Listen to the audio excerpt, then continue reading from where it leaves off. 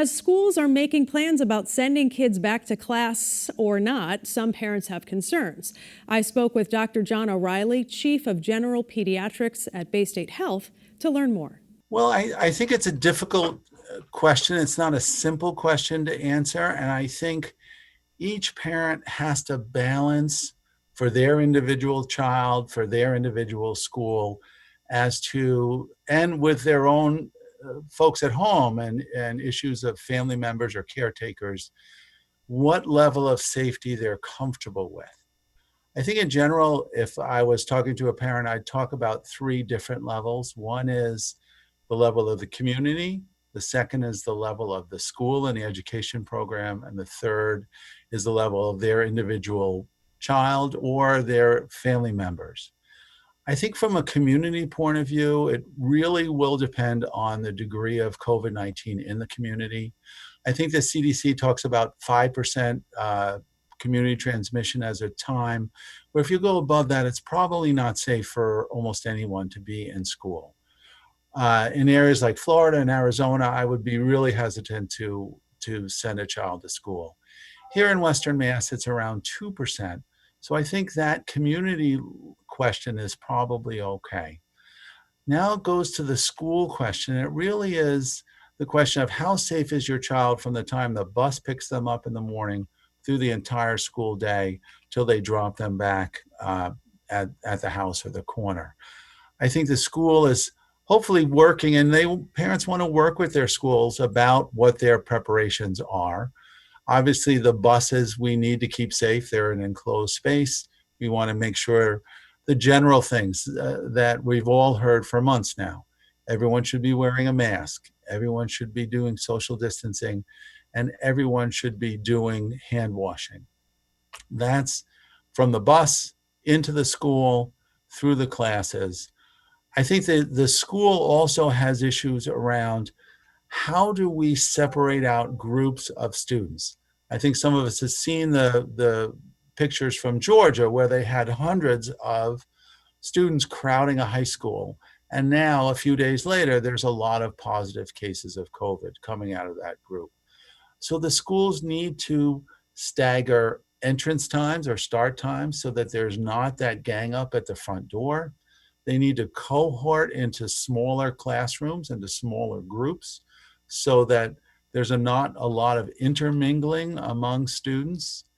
Within the classroom itself, I think we have to talk about social distancing and making sure that the class size is small enough that they can maintain that 3 to 6 foot distance. I think there's a lot out there as well as about ventilation in schools and in classrooms. And we all know that outdoors is safer than indoors. And within the school setting here in New England, it's a matter of how do we keep indoor air quality, whether we are opening the windows with a box fan, whether we have some sort of central air conditioning with filtration, or maybe the individual classroom has its own air filter system. But we want to keep the indoor air quality. The school has to also work about surfaces and shared equipment so that the bathrooms are getting cleaned on a regular basis, that the school surfaces are being cleaned. And in certain things in, say, gym class or perhaps music class, that things that students may go from one student to the other are cleaned as well.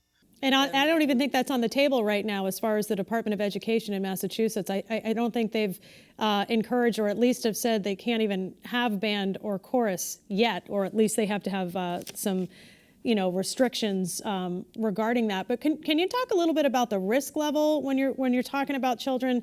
The CDC had recently put out a report that hospitalization, or the rate of it for children, is low, 8 per 100,000. Are our kids at risk in that same way that we've seen with other vulnerable populations? I think the first part of that question really is that kids can get this disease, regardless of what you might hear elsewhere. The AP just put out a report that 97,000 kids were positive for COVID-19 in the last 2 weeks of July. The good news of that is that the hospitalization is very low. It's less than 2%. so that in general, when kids get COVID-19, it's a mild illness. There are certain kids with underlying medical conditions. So those are the kids that are most at risk. But the majority of kids who get COVID-19 will do well with it. The issue really is when they come home and share that, what is the risk to the family members, the household contacts, the grandma that gets them off the bus? And I think the issue, it turns out to be, is we're still learning everything about COVID, that age matters, that kids under 10 are less likely to transmit COVID-19 to a household member at a rate of about 5%. Kids in that 10 to 19 range are actually very likely or more likely to do it, where their rate is above 18%. So that we have to think about the age of the child and who's caring for their child.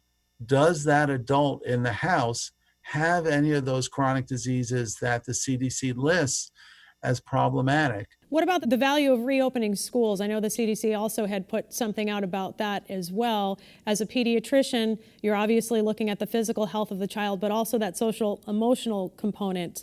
Long term, what is this going to look like for kids who remain at home? Does that concern you? Sure. And I think, again, there's some subtleties about one size doesn't fit all. I think that the younger kids, kindergarten, first couple of years of class, are really, their developmental milestone is some of these social emotional learning. And you need to do that with adults that are not your parents, peers, learning how to negotiate social things. So being at home on a computer, the kids don't learn that. So that group, that's really critical. There's also kids that for academic reasons, it's really critical, whether it's English as a second language or dyslexia or something for which they are getting some sort of individualized education plan, that those kids probably need some of those services in the school setting, because it will be difficult for a parent, let's say, to provide really adequate dyslexia interventions. And then there's the other third group that really relies on the school for other sort of medical or mental health services. Kids that require speech therapy, physical therapy, occupational therapy. Kids who see the counselor on a regular basis to help with their emotional regulation. And any child that might be needing treatments that they would get at school that might be more difficult. So I think parents can think about that experience they had between March and the end of school year about their individual child and say, perhaps that they did great. Perhaps they're very computer savvy and well motivated and learned and kept up with their peers. Well, maybe that child can easily go on and do remote learning again. But there may have been bumps along the way. And I would encourage parents to talk to their child's education team about what were some of the problems that they saw in the spring, and how can we, if we have to go to remote learning this school year, how do we overcome some of the obstacles to learning that child has? What happens when flu season hits, and how can you tell the difference? If a kid all of a sudden spikes a fever, you're going to have a lot of people who are extremely concerned about that. So how do you proceed knowing that flu season is around the corner? Well, I would say that every pediatrician, every medical practitioner is really nervous about school and about the flu season. I think the idea here is that we know that COVID alone is fairly mild, but we know that the flu, especially in kids that have asthma and other underlying illnesses, can really be difficult and devastating to some kids. And we're worried about that double whammy of perhaps COVID setting the stage or irritating the lungs or doing other things, that the flu becomes then the double whammy. And we're really starting to encourage every parent to get their kid with their flu vaccine, get the other vaccines that they need as well, because a child doesn't want to get measles. It's a much more serious illness than COVID-19. And from a diagnostic point of view, I think we will be worried about kids that were not vaccinated against the flu calling with a high fever. And are we going to need to get them COVID tested and flu tested? And I think that, there's going to be, with telehealth, there's a lot of medications that may be used when we're unsure. So that I'd prefer to get those kids get their flu shot early on to lessen the risk of a serious influenza illness on top of what could be COVID-19.